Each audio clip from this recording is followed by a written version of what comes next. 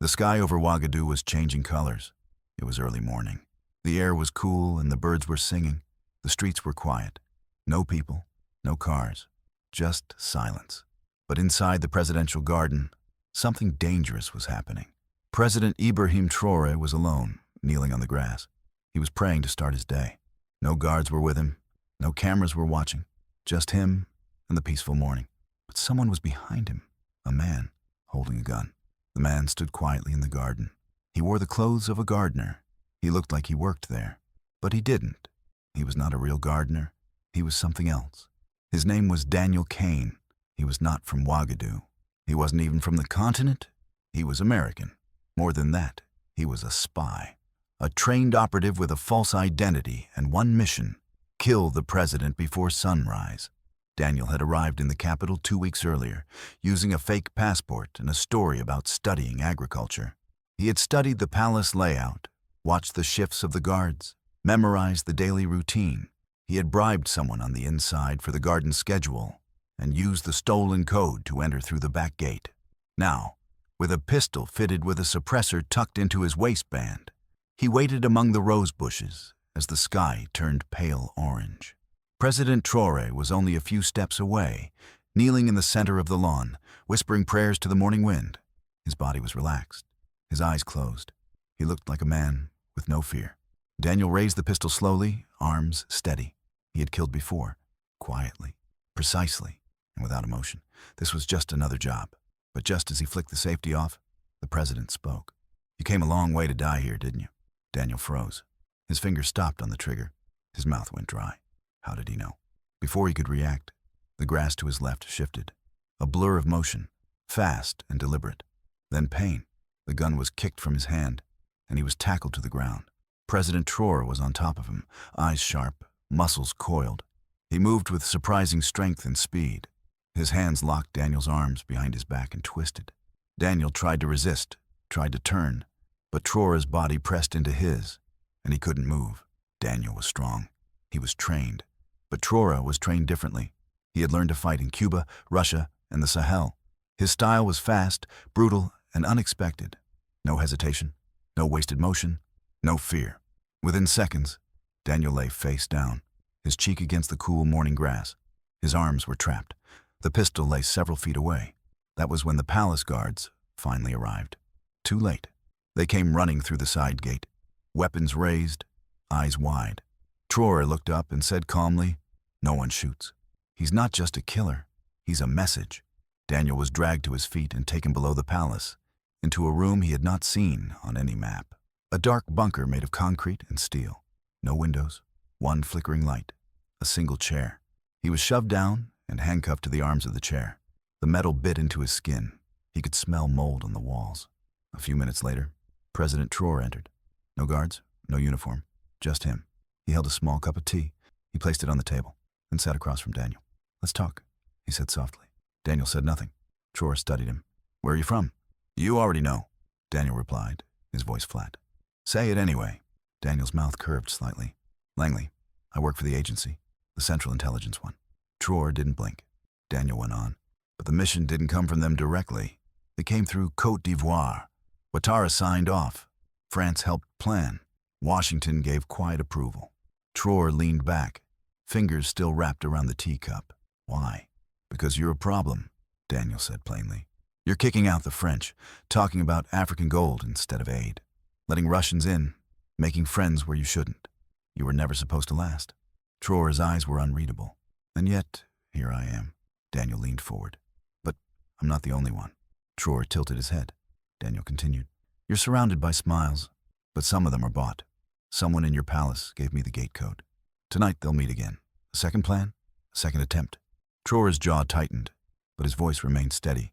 "Then I will attend that meeting myself." Daniel laughed. "They'll know it's a trap." Traore gave a faint smile. "So will I." That night, the palace glowed softly under the moonlight. The guards moved like shadows. Curtains were closed. Lights were on in the right places. But President Traore was no longer in his quarters. He had changed into an old soldier's uniform. He wrapped a scarf around his face. He moved through hidden passages, known only to a few. 3 of his most loyal guards, members of the elite Red Lions, stood watch but did not follow. At 11:37 p.m., in a dusty storage room beneath the palace kitchen, 7 men gathered. Some wore military uniforms. One wore a white coat, an official palace doctor. They spoke in whispers, their faces tight with fear and urgency. One man held a tablet. He read from the screen. Plan Ivory Flame. Phase 2 begins at 3 a.m. A younger officer frowned. What if Traore finds out? The doctor responded, he won't. The tea was poisoned. It's slow, but it's effective.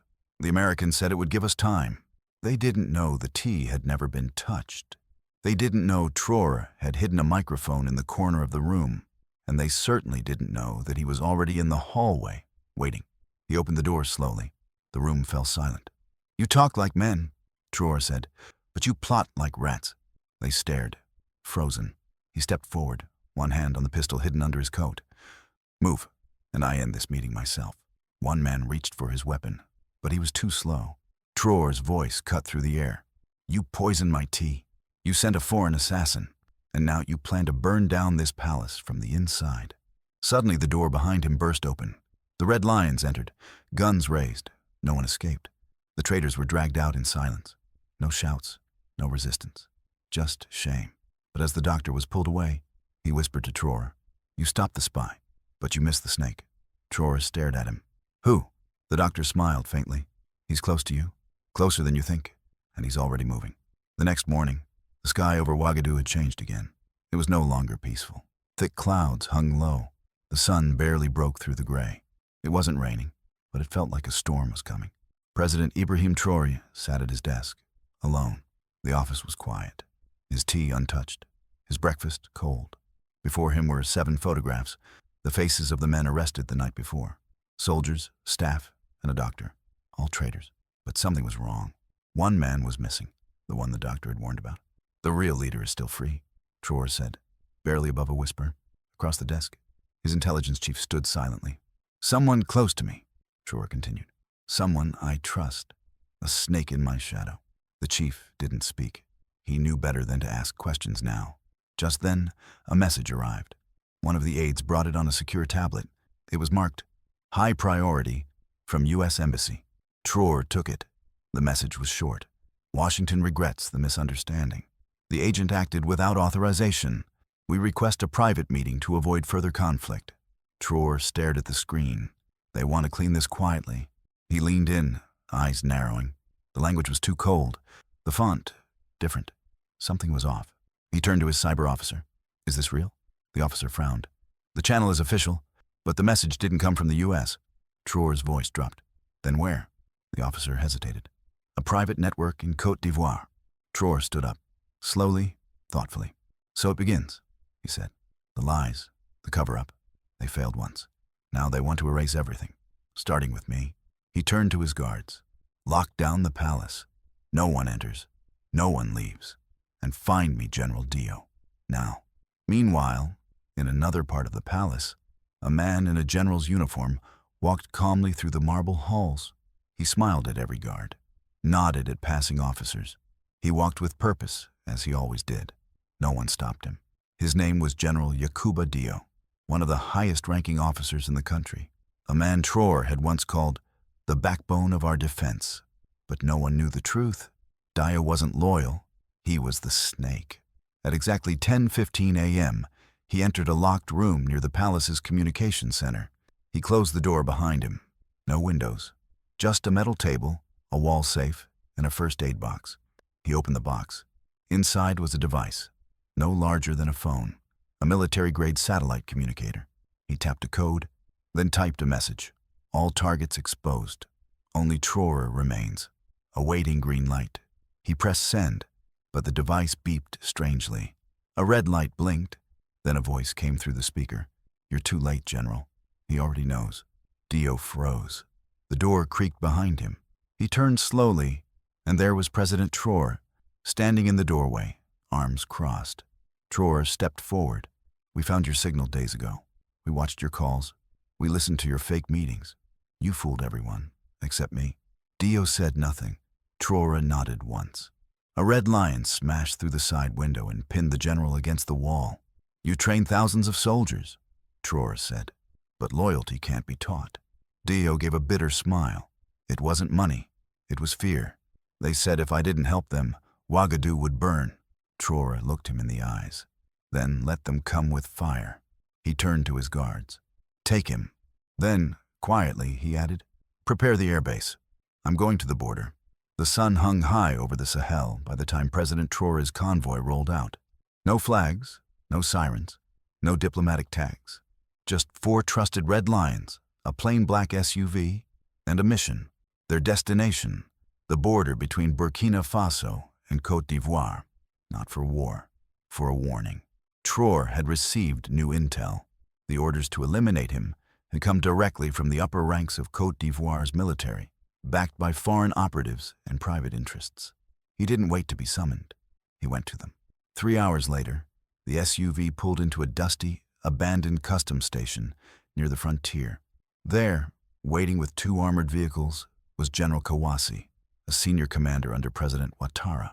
He didn't smile. This is not your land, Kawasi said. You come without notice. That could be considered a threat. Traore opened the SUV door and stepped out calmly. He carried a brown folder under one arm. He laid it on the hood of one of the armored vehicles. Inside were satellite images, secret meetings, a flight log of mercenaries arriving from Senegal, audio files of Daniel Kane speaking to Ouattara's aide. Kawasi flipped through the documents, expressionless. You don't know what's really happening, he said. Then tell me, Traore replied. Kawasi looked him dead in the eye. This isn't just about you. This is about the new map. Traore remained silent. Kawasi continued. You pushed out the French. You rejected the CFA. You welcomed new allies. But more than that, you inspired others. Mali, Niger, Guinea. People are watching you. That scares them. Traore's voice was quiet. So this is about fear. No, Kawasi said. It's about control. Then he dropped the final blow. Do you know where Daniel Kane is now? Traore frowned. In a bunker, under arrest. Kawasi shook his head. Number he escaped last night. Traore's jaw tightened. With help from inside your palace? Kawasi added. Back in Ouagadougou, alarms were already sounding. Daniel Kane had vanished. 2 guards were found drugged in the holding corridor. The cameras had been disabled. Exactly 6 minutes of black screen. When the lights came back on, the room was empty. But one thing had been left behind. A note, scribbled in rough handwriting. You can stop the foot soldiers, but the generals are already bought. At the border, Traore's phone buzzed. His intelligence chief's voice was shaky. Sir, Kane is gone. Someone helped him escape. Traore said nothing at first. Then he turned to Kawasi and said, Then I stopped playing chess. He stepped into the SUV, but before the door closed, he looked over his shoulder. I'm not afraid of shadows, he said. I'm the storm that walks in daylight. And with that, he crossed back into his country. But deep inside, he knew. The real battle hadn't even started. Not yet. 2 days had passed since President Ibrahim Traore returned from the border. The palace was on high alert. Security was everywhere. Guards rotated every 2 hours. All entry points were double-checked. Even trusted staff were kept at a distance. The silence inside the presidential walls was no longer peaceful. It was the silence before something broke. But the most troubling thing wasn't outside. It was inside. Daniel Kane, an American spy, a trained killer, and the first piece in a much larger plot, had vanished. No satellite image, no phone signal, no trace at any border. There was only one explanation. He's still in the country, Traore told his intelligence team, and someone is hiding him. Traore didn't call for an emergency cabinet meeting. He didn't issue warnings over television. He didn't trust anyone, not even ministers he had worked with for years. Instead, he launched something else. Operation Tinger, a silent sweep, a shadow operation inside his own government. It would be run only by a hand-picked team of red lions, loyalists bound by blood oath, not political gain. For 3 nights, the red lions watched quietly. They tracked movements, tapped encrypted calls, watched who left which buildings after midnight. They listened, not to speeches, but to whispers. On the 4th night, a name kept appearing. Colonel Hamidou Sangaré, Minister of Defense, hero of the Sahel resistance, promoted personally by Traore, a man respected across the nation, calm, thoughtful, and now suspicious. That night, One red lion followed Colonel Sangare's black SUV as it left the defense ministry. It didn't go home. It didn't stop at any government site. It drove to a long-abandoned colonial mansion at the edge of the city. The car stopped. The driver got out. No lights inside the building. The curtains were drawn. The agent moved closer, peered through a cracked window, and saw something chilling. Daniel Kane, alive, unshaven, drinking tea. Across from him sat Sangare. The traitor wasn't hiding in the shadows. He was sitting in plain sight. The agent snapped one photo, then another, then sent the message. President Traore received it at 2:04 a.m. He didn't speak. He didn't blink. He simply said, "We move at 3. Night operation. No gunfire unless I give the order." At 2:57 a.m., 3 unmarked vehicles surrounded the old mansion. They moved like ghosts. No lights, no sound. Traore himself led the strike. At exactly 3:01 a.m., they entered through the back door.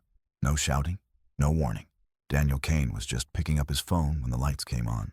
He froze. President Traore stood in the doorway, pistol drawn. "Didn't think I'd find you this fast, did you?" Kane didn't answer. He looked to Sangare, who was already being cuffed by a red lion. The colonel didn't protest.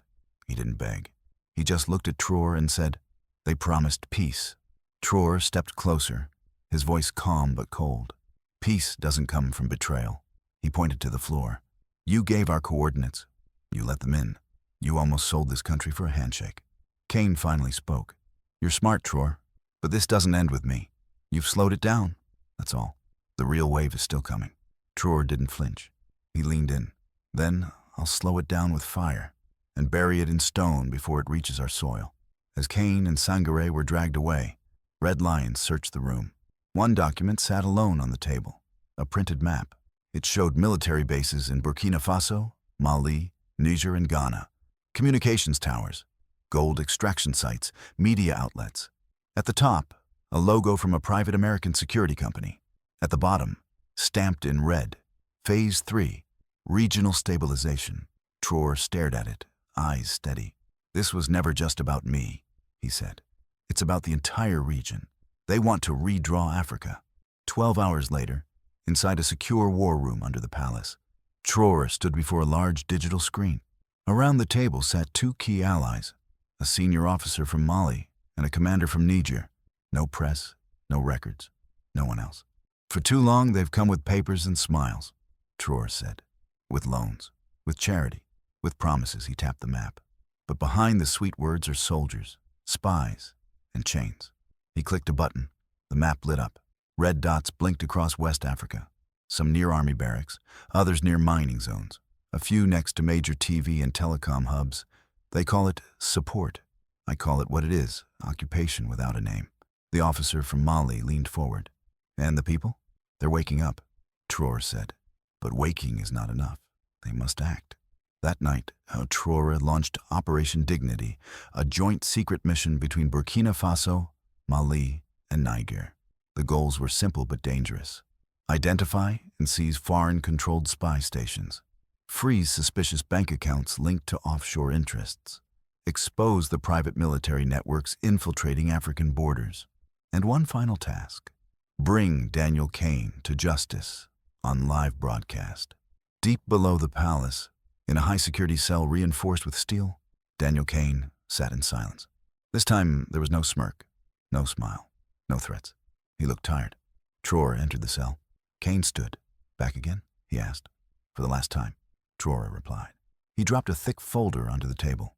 Inside, photos, intercepted messages, flight logs, and records, all tied to Kane, not just in Burkina Faso, but Liberia, Guinea, Chad.